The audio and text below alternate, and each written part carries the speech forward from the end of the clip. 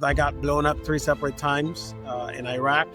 Flatlined, died while I was over there, pronounced dead, which kind of jacked up my family. And then about 2 weeks later, they actually found out what actually happened was when I died, they, of course, ran it up the communication train. At the time, I was a senior staff NCO. So someone dies like that, it's big. It's big. You are now locked in for the Comeback Kings podcast. Let's go!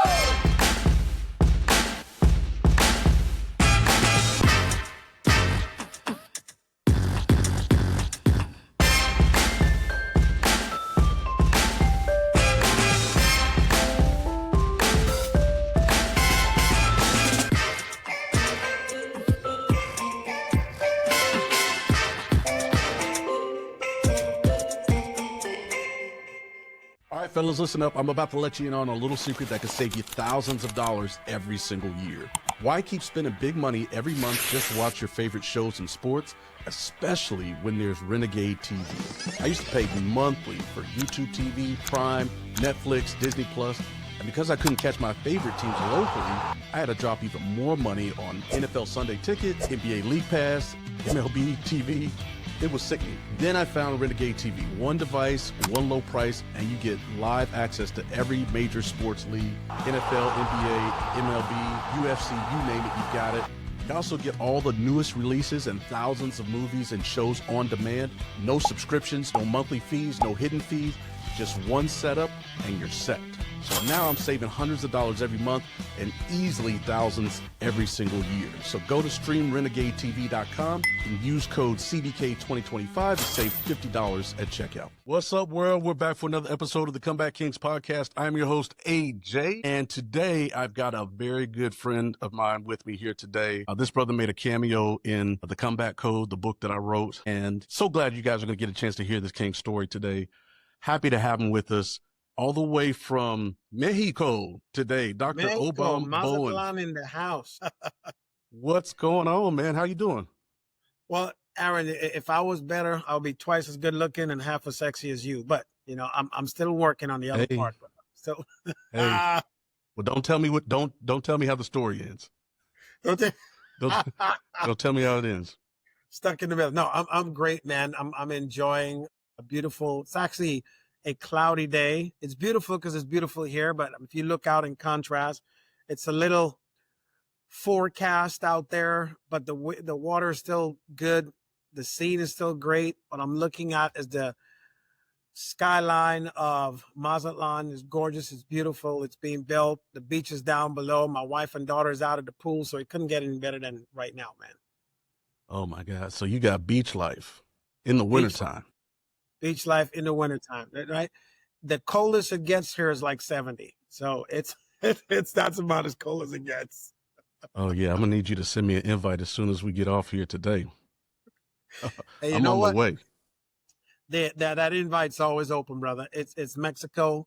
We live an easy life here. As I was sharing with you earlier, my life is easy. Me and my 7-year-old just had a daddy-daughter date, and she made life very festive yesterday. So I'm good. Hey, yeah. I couldn't see the colors too good. Was that red and blue or red and green? Oh, yeah. We got, all right. So we got blue, red, pink, another color called alien. I don't know what that is. Black, purple. And then the other hand is the same thing. And the feet are just about the same too, bro. So 7-year-old Manny Petty, the best thing they have. All right, man. And I appreciate that you didn't show the feet. You know, that's no, we're not going involved. there. We're not going. Right. Well, listen, like I said, welcome to the show. Thank you. Happy to have you here. You and I, we've been talking about this for almost a year and a half now, right? About putting this project in play, what we're trying to do here.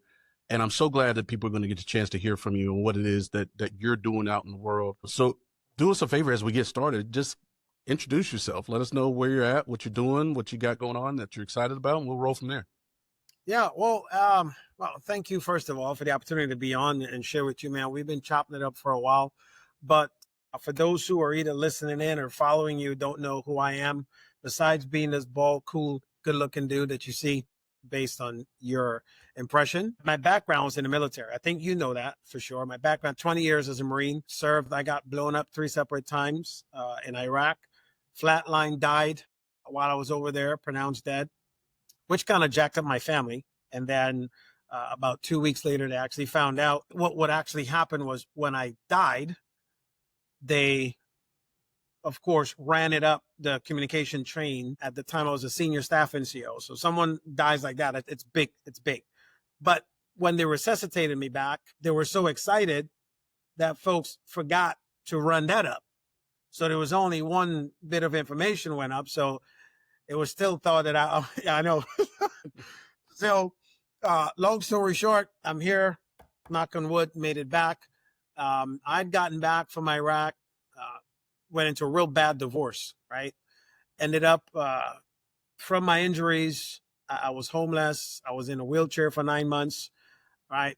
But then I got introduced to the direct sales industry and personal development, turned my life around, and did a lot of great things, wrote several books. 5 of them have been international bestsellers, sold millions of copies of those. Have a lot of fun, did a whole lot of things, built and sold. My wife and I now over 112 different businesses.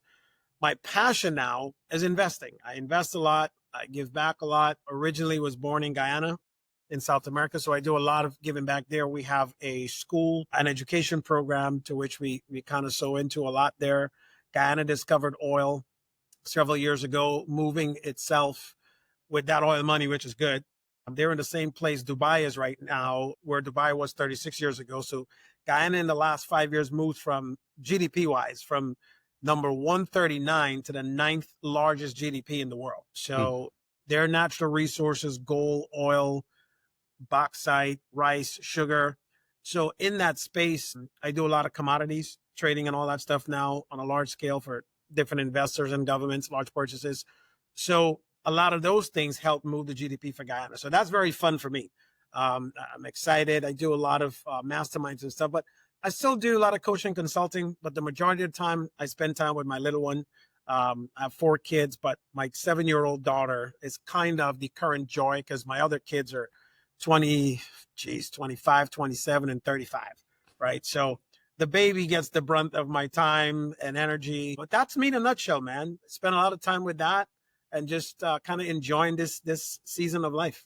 Don't forget, the conversation continues inside the CBK mobile app. This is the premier community for content, conversations, and resources, all built to help our kings get back on track.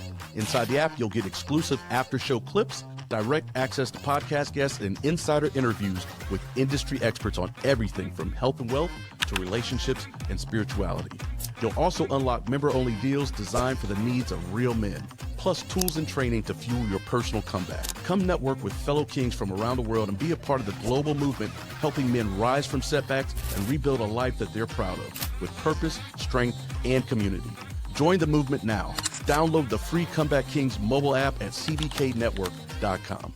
That's awesome, man. And I know, and I don't know if you were going to go into this, but I do know that I've seen you traveling all over the place right now, right? And sometimes I see you in different parts of the world. So talk to me about this lifestyle that you've created recently and how that came about. Like what made you put that in motion?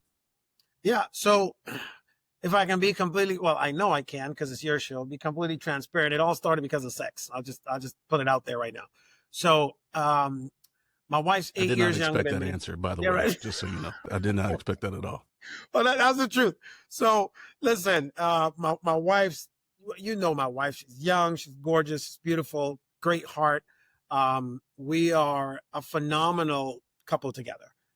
We've planned to have this child now, 12 years in the making, but we made a commitment like 20 years ago that we were going to build the foundation of our life to do what I've always wanted to do. And I've always said to folks that I wanted to travel the world and be gone for 6 months at a time in 2 different hemispheres, right? So that was the 20-year plan.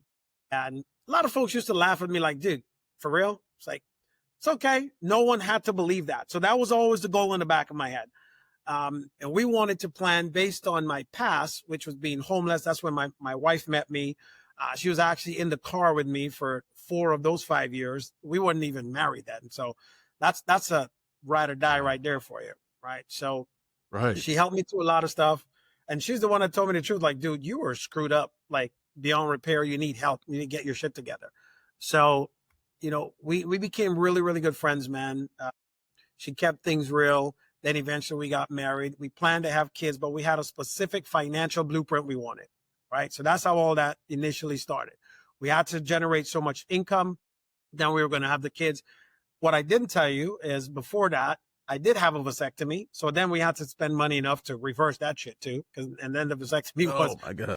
yeah, we had to reverse that, man. So we had to go get that done. Then, we'd gotten pregnant with our daughter now, and she was a triplet. So 2 boys didn't make it, but the girl did. According to her siblings, they said she was greedy. She ate her brothers, but that's how they dealt with it, right? So we got her. We had as much money as we needed. I started investing. My wife and I started investing and doing real estate. Then we started flipping businesses, just like, I said, if this can work for real estate, can it work for businesses? And then we started flipping businesses. We did that over 100 times. That worked out very well.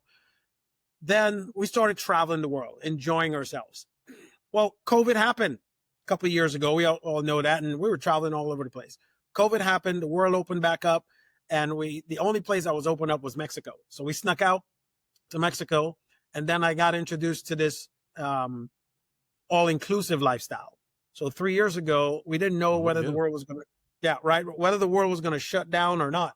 So I said, well, I was introduced to this lifestyle. What if I can just live 52 weeks in a resort, don't have to pay for food, cooking, cleaning, none of that shit. And my wife's like, yeah, let's take a 3-week vacation. Well, in that 3 weeks, well, back up before that, I was already softly complaining to my wife, like, babe, our bedroom life is slowing down a little bit.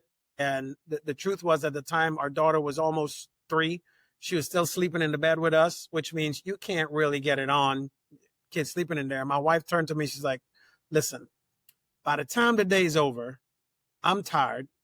When I finish cooking, cleaning, and taking care of the kid, your kid, you get what you get.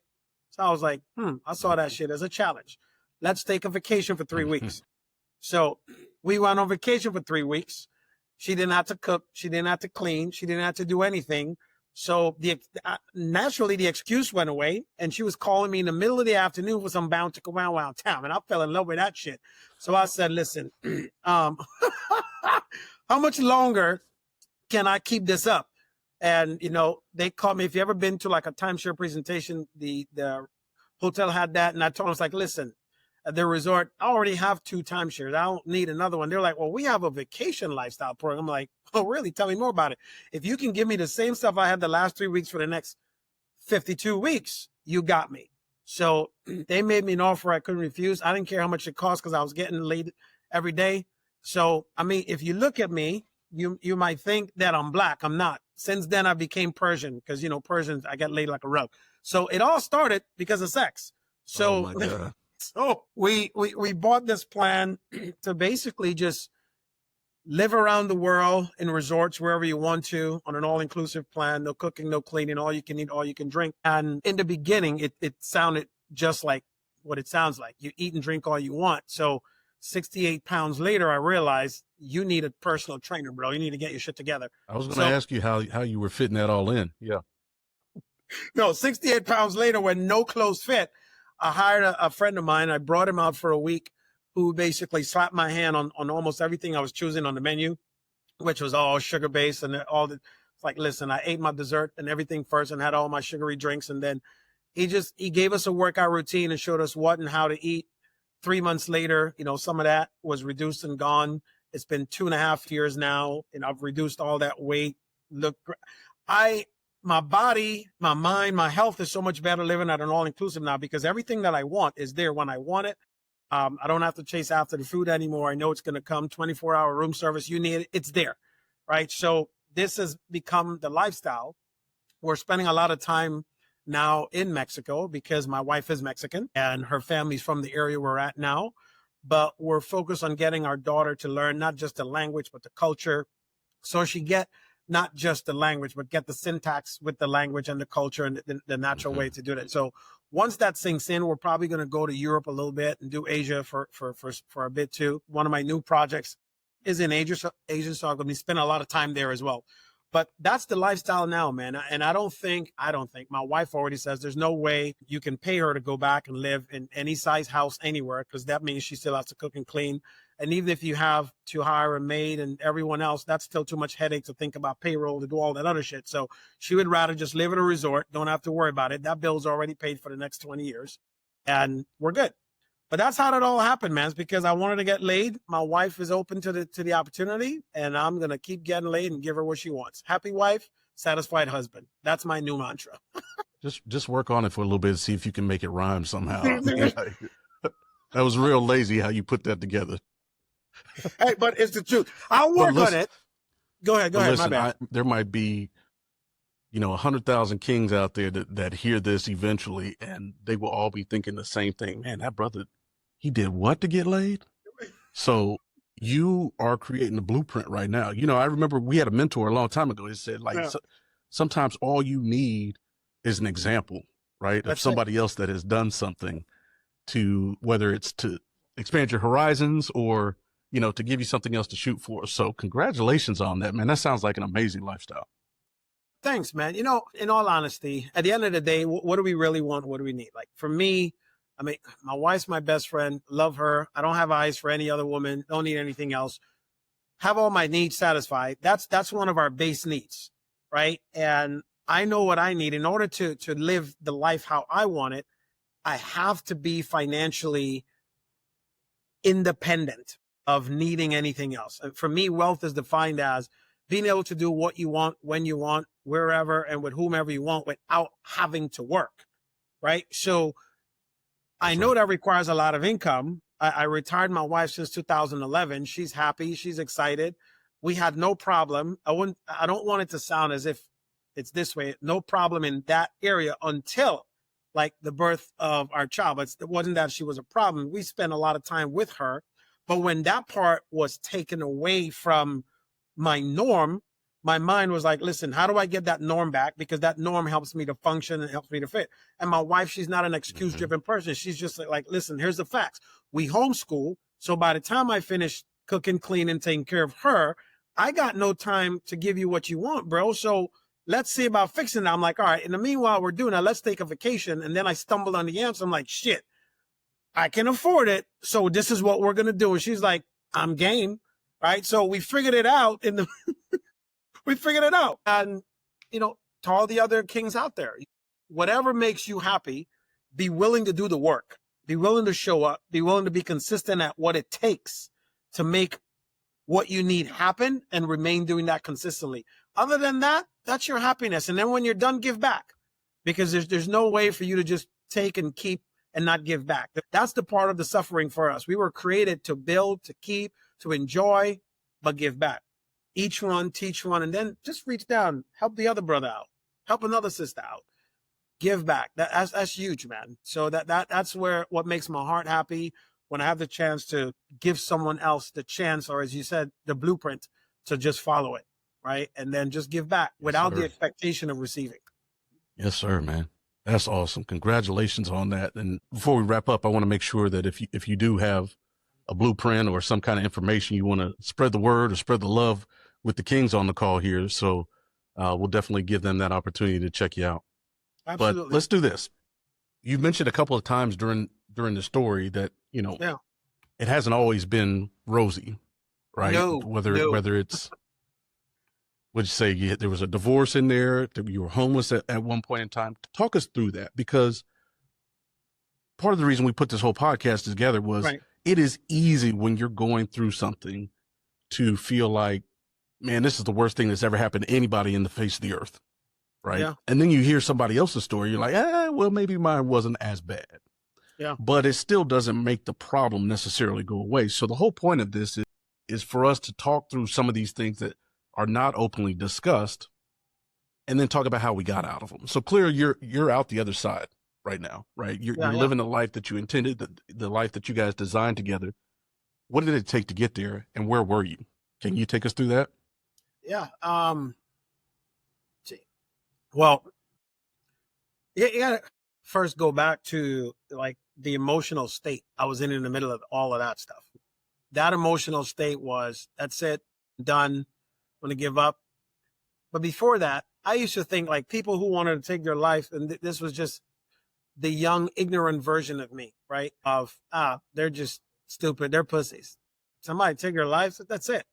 And then I got into that place where I came back from Iraq after being blown up for the third time. It was, PTSD, TBI, which is a traumatic brain injury, to PTSD, post-traumatic stress disorder, from being in combat for over an extensive time, dying, flatline dying, coming back, lost some of my memory for a while, just devastated, and then coming back, and my wife at the time was pregnant with someone else's kid, right? So that's like all that stuff was going on.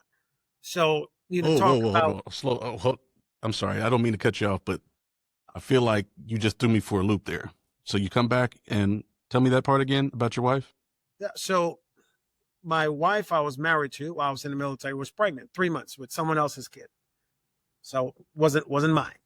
And So you with didn't all know the that stuff until you got back? till they got back, of course. Oh my God. So with everything going on, you think about, where was my mind at this time, right? The feeling of being worthless, the doubt. I was already prone to depression, so that was part of what happened with the injury: the suicide ideation, depression, PTSD, the insomnia, all this stuff that was going on. To come and find that, then the separation and the divorce, right at the same time I'm getting out of the military now, right? So then losing custody of my kids. You want to talk about piling stuff on someone. So I end up in court, lost custody because the judge said I was financially irresponsible. Anyways, to not get too much into the emotion of that, but you hear that, regardless of what you know, is my mind is fighting with, like, what is true, what is not true, where am I at, what is my value. So I have nothing else left other than my car. Everything else is gone. And whatever I have, then I put what couldn't fit in the car. Had it in a storage facility. This is in the middle of California. I couldn't even afford an air conditioned storage. So you spend time in California in August, it's hot as ever, right? It's hot. Right. I have like books and some other stuff in there. And, a friend of mine who heard what was going on, he was trying to give me an opportunity. This was to work in direct sales. So I got introduced to it initially, but I was like, no, it sounds like a scam. Nothing to deal with me. I'm in my storage facility, all this going on, kind of just thinking about everything else. And the only answer was like, the only way out is just to end it. Just, I had a 38. It was only just to pull the trigger and that's it. And I'm sitting there thinking about my life. I couldn't see a way out. I'm sitting on a box. It's in the middle of the afternoon. It's probably been 3-4 hours, crying, sweating. And, the sweat and everything is dripping down on the box because I'm in a non-AC unit and it's just drenched there. You can't, I got nowhere to go sleep. You can't sleep in your storage unit. It's illegal to do that. But I'm there. I got nowhere to go. The box breaks. I fall, and obviously I didn't pull the trigger. Thank God. That's the only thing I ever quit at or failed at, that to admit. Crazy thing of all, there was books in the box, which I probably should have been reading anyways. The one that fell out was Think and Grow Rich by Napoleon Hill. And after, Great book. I was like, listen, let me just pick it up and start reading, right? First chapter, desire. Desire is what basically keeps you up at night. So started reading about desire. Knowing what I know now, it changed the mental rewiring or framing in my mind. And I started thinking about my daughters. And the only reason I was there and I didn't pull the trigger right away was my thought pattern then was, what's going to happen to my daughters, who were 6 and 8 at the time, financially. And to my understanding, if I had killed myself, they wouldn't have gotten the military life insurance that I had. So my goal was, how do I get myself then murdered, like get somebody to kill me so they could have the insurance? So you think about that's it. Deep, man. That feels like that was a long period of time that you must have been going through that thought process. Thinking that was about 18 months in a total of a 5-year process, right? It was in trying to figure it out. There was more, as the saying goes, way more month at the end of the money. There was nothing. But I had started reading that book, and it started talking about desire. What my desire was to make sure that my kids were fine before I was gone, right? So for me, now I call it the great seduction. Depending on everybody else and their belief, I believe God, when you set your intention, God will seduce you with what it is you want, right? That seduction was, well, what do I want? I want my kids to be taken care of. And whenever you have an intention for something, right, disruption always follows intention. So my intent was, hey, I need them to be taken care of before I'm gone. Well, the disruption came in the form of doing the things I didn't want to do. I didn't desire to do. So thinking of possibilities and opportunities, my mind faltered back to, well, my buddy talked to me about this opportunity. And I was like, well, I got nothing else to do. At least I can hear him out and see, because it's a way to make some money. So I can at least until I figure out what I need to do. It's funny, since this whole thing started with sex, right? Talking about, I went to the gym the next day to get a shower there, because I still had access to the base. I was retired, right? So that's where I used to go and shower. At least that time when I was homeless, I was the most in shape homeless person you'll ever find. Because in order to get a shower, I went on base, went to the gym, work out, and had a shower.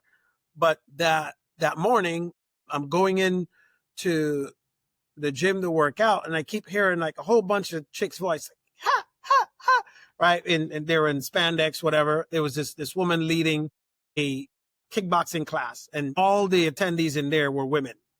So I cracked the door, and I was like, I ain't, like, they look good, but I ain't going in there. And she saw me and called me in. And it's funny because I can't do nothing. I went in, and for the next 6 months, I was doing kickboxing in the morning with ladies, nothing but women, who turned out to be sneaky probably dog. You listen, sneaky dog. I'm the great seduction. The good Lord knew what I wanted, right? So, but listen, man. Had you in there like Buddy Love, huh? So through the release of endorphins, working out every day, that changes the rewiring of your mind, of everything. So then I had something to look forward to every single day. In my head, at least it was a bunch, was women, right? Say, hey, maybe I might get, who knows? I've never even did anything with any of them. However, a third of them end up joining me in the opportunity, right? So I started making some money, and that's how I met my wife, because she was with the same opportunity that we were both involved with in the beginning. And I met my wife, and first time I saw her, I was like, damn, she fine as hell. Now, my wife was an athlete, and I like them petite, and she had a nice little booty, big old calves, long, flowing, curly black hair. That shit like got me. So I went to basically I'm her. clearly going to have to put a disclaimer on this episode, by the way. You probably would, man. But I went over and I talked to her, and I don't even know what came over me within the first conversation, but within the first 3 minutes, I told her she was going to be my wife. And from there, I had something to pursue. And that lasted the next 7 years. We became friends. We were friends for 3 years. We dated for 3 years, then got engaged at 7. We got married. And in that 7 years, we built 2 very successful businesses. I wrote 3 books. We launched our first relationship company, right? All those things happened. Kind of going back, like I said, it's the great seduction that changed everything. It didn't happen overnight. It wasn't easy, but it was all worth it in the long run. And what started it for me, it wasn't the money, wasn't anything else. It was the hope of doing something better for my kids before I left. And in part of that process was trying to find a way for somebody to kill me so my kids can get the insurance money. Right. But in that process of reading and developing, there's something that happens when your mind is made aware of certain things that you actually desire. Chemically, things are released into the brain, into the body. If you truly want it, you truly desire it, you'll do whatever it takes to get it. So awareness then leads to choice. Choice leads to action. Action leads to change, and change creates results. Right. If you stay in line with those things. So the life now is a result of, in a sense, having a new awareness, be willing to work, having a new awareness, and just kept going to then figuring out what it is I truly wanted. But during that time, it wasn't fun. It wasn't easy. It was messy. There were days that I didn't eat unless I actually sold something. And then I realized years ago, the number one skill in the world, the highest paid skill in the world is sales. If you don't, and everything is a sale. You want your kids to go to bed and not have candy late, you got to sell them on the value of going to bed. And some parents might just threaten them with a good ass whipping, and kids don't want an ass whipping, so they'll go to sleep, right? But it don't. It's still a sales that happened, right? That's they bought through fear. Right. But you have to learn how to incentivize people, because in life it's either two things: we're either pulled by vision or pushed by pain. So you have to figure out what your client's motivation is. I have to figure out what my own motivation is, and I know mine. Mine has always been sex. So if I can get that specifically with one woman, I'm good. Like I'm letting sleep around. In order to get a lot of that, you need to make a lot of money, or you're going to get too much and not make enough money and go down spirally for that. No, because a lot of great men have fell because of women, right? And it's not just because of women. It's because of the sex, the underlying thing, right? You give anyone, man or woman, access to three things, and this tells you what their character is. It's money, sex, and power. You give them money, you give them access to those three things, you will find the true testament of their character. So even though, and I talk about sex a lot now, and here's the thing, it's not like when I met my wife, we were friends for 3 years, dated for 3 years, got engaged. That entire 7 years, bro, we didn't do nothing. I didn't even kiss her on the lips. I did it right. Now, since we got married, I've been making up for lost time. So that's a whole different story, right? That's a whole different ballgame. But through that whole I have a whole bunch more questions for that, but we'll have to do that another time. Yeah. But that sounds like a little bit much. That's it, man. It was a very hard struggle. I don't knock it. I'm happy you're this side of the fence, but at every level there's still struggle, right? Every level there's still struggle. I don't wish that one on anyone else, but I will say whenever you're going through, you have to slow down and really focus on what it is you really want and what you're really willing to do to get it. Because when you're going through, it's tough, man. It's very, very tough. Yeah. You actually answered what I was going to ask you next, which is, looking back on that, definitely a very pivotal time in your life. And the question is that for anybody else who might be out there, like that's at that point or feels like it's getting to that point, how do you turn it around? Yeah. How do you keep your head in the game so that you can still make an impact? Because you've done some amazing stuff that nobody would have gotten to experience had you followed through with what your plan was at the time. Yeah.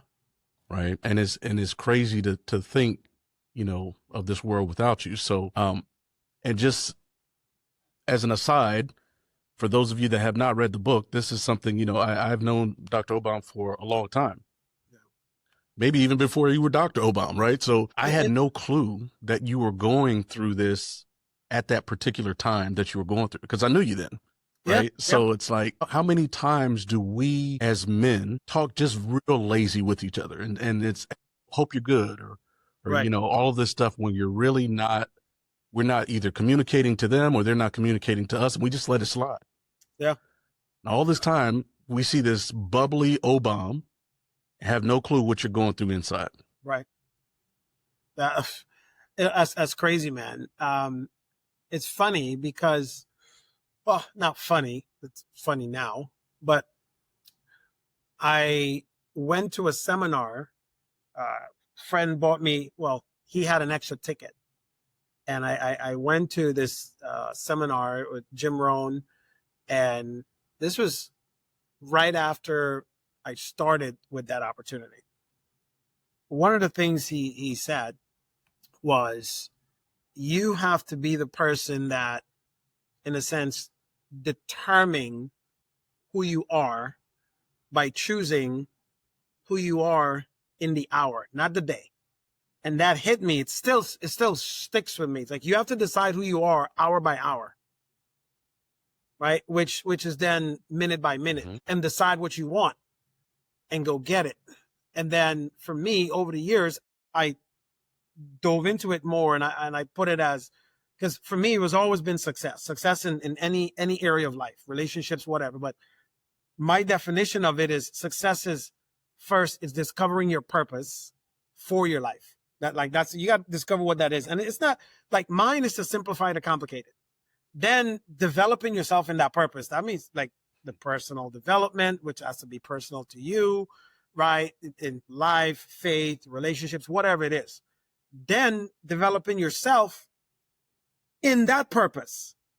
So if you discover what it is you want, and then you develop yourself for that, and then develop that within yourself, so you become the best version of what it is then what you're doing is you're building value into the thing, right? Mm-hmm. And Napoleon Hill was the one who said, like, you basically spend all this money into something, or spend money on something until you spend so much time on the thing and it becomes the most valuable thing, and then you'll earn more money for delivering that thing, especially when you've mastered that thing and you can now deliver it simpler than anyone else. And since my gift was taking the complicated and making it simple, I was like, well, shit, I just have to start focusing on making things simple enough for people to understand. Like, for some people, it's very hard, but the easiest thing for me now is being a commodities broker. But, and it's not, here's what happens. You have this guy over here wants to buy a boatload of commodity. This guy over here wants to sell it, but they don't know how to communicate to each other. So sometimes putting them together, I have to communicate what they want, what they have, what is required to get them to talk. And then sometimes when they talk, they screw it up. So you got to be there in the middle to make sure that they communicate effectively. Because, listen, my broker fee is merging on this and you guys are screwing up your own deal. How hard can that be? You have what he wants. He's willing to pay for it, but you guys ain't communicating right. So when I figured out that my goal was to simplify the complicated, I was like, oh, snap. Where can I do it? Did it in coaching, did it in consulting, did it in direct sales, did it in sales, did it in relationships. I'm like, oh, smart. Like sometimes, like this morning, with my wife and my daughter, they're having a conversation. My daughter wants to do what she wants to do. My wife says she's going downstairs to go get something for her. So my daughter's like, oh, no problem. Mom, I'm going to get dressed so I can come with you. So my wife's like, I'm not going to the store. Because what she heard was my daughter woke up, she wanted to go to the store. So her focus is the store, right? And right. My wife's telling her, and they're having this debate going back and forth. And I'm on the outside looking, and I'm like, no. So I have to step in like, hey, and I have to get very authoritative. It's like, you are not going anywhere. Your mother just told you she's going downstairs. She's not going outside. Sit down, go pick up your school book, and your mom will get back. She's not going to the store. And then my wife looks at me, and my daughter looks at me, and I said, you need to learn to listen. And I turned to my wife over in the corner because we don't like to let her sit. I said, babe, you need to communicate instead of debating back and forth with her. Simplifying the complicated for them. Because in the morning, they're both emotional.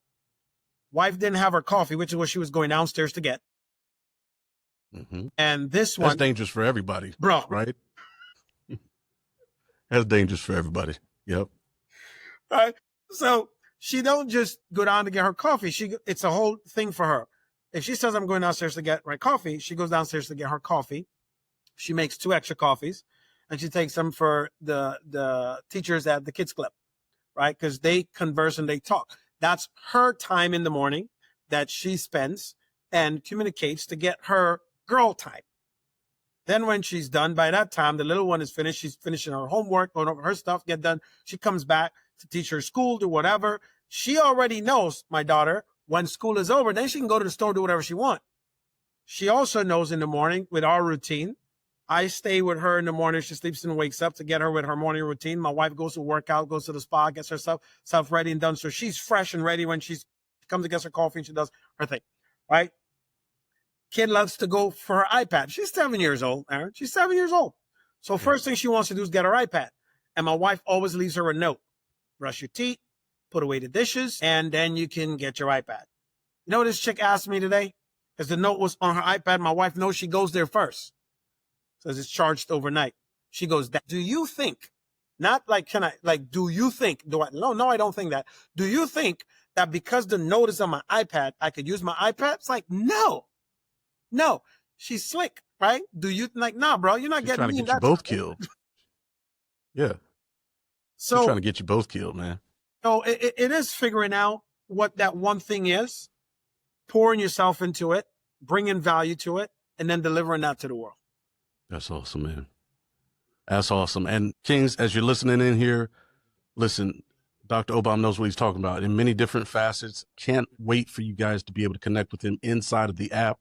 We've got some awesome stuff planned. Some of his trainings are going to be inside the app, inside of the network. Really just, we're all trying to rise together. And Dr. Obom, I appreciate you being on the show. So any last words that you want to share? And do me a favor and kind of plug where people can catch up with you on social media or whatever you want to share. Yeah. So one of the best ways to connect with me is through Facebook. That's where I'm the most active. You guys will probably laugh your asses off because mostly I just put a bunch of jokes and inspiration on there. Find me on Facebook, Obom Bowen. It's just right there. I'm the only one in the world. Obama is the only thing that comes up close. So you don't pick him, pick me. So that's where you can find me, right? So I'll leave. And we'll make sure we'll tag this in the show notes and everything. Absolutely. I'll leave with this. Whatever tools you have, and the Comeback Kings, the podcast and everything, the app, that's a tool. Leverage the tools that you have so that you can profit from your purpose. I know, Aaron, you're putting a lot of tools within the app, within the whole Comeback Kings area. So that's what I'll leave you guys with, Kings. Leverage the tools of your trade so that you can profit from it. Other than that, what we're looking for is available, providing that we're willing to work enough to make it happen. There is nothing that comes to us easy. Anybody who tells you that it does is lying to you. That's a fact. That's a fact. That's a fact. Well, Kings, you heard it straight from his mouth, Dr. Obom. Appreciate your time, brother. I know. Listen, what are you about to do? Go downstairs and work on your tan now? Is that what's next? No, bro. I have one call left, but then after that, I got a 2-hour opening for my wife and I to have some special time. Listen, let's not talk about that anymore on here. Yeah, but that was. Hey, you might be on the couch after having to scold her this morning. So I don't know if you're going to be having any of that time, but Nah, bro. that's up to you guys to figure out. I already ordered her favorite drink, her favorite snack, and she sent me a message telling me like, thank you. And then her question was, what are you up to? And I just responded back, And she started laughing. So she's already in a good mood. She's prepared. All right. Well, we got to let this brother go so he can go take care of things. But again, appreciate your time. Absolutely, and brother. Hopefully this is not the last time the Kings get a chance to see you. No, man. Thank you for the invitation. I appreciate it. And I appreciate what you're doing to bring more clarity into the world and give folks the ability to focus on what it is, they desire, and giving them the steps and opportunities to do so and make it happen, man. 100%. Appreciate you. All right, Kings, you know the drill. You got to remember this every single time. Your setback will not define you. It's going to be your comeback that will. Till next time. Peace. That does it for another episode of the Comeback Kings podcast. Thanks for tuning in. Make sure you subscribe, leave us a review, and come join the after party inside the app at cbknetwork.com. And remember, your past doesn't define you. Your comeback will.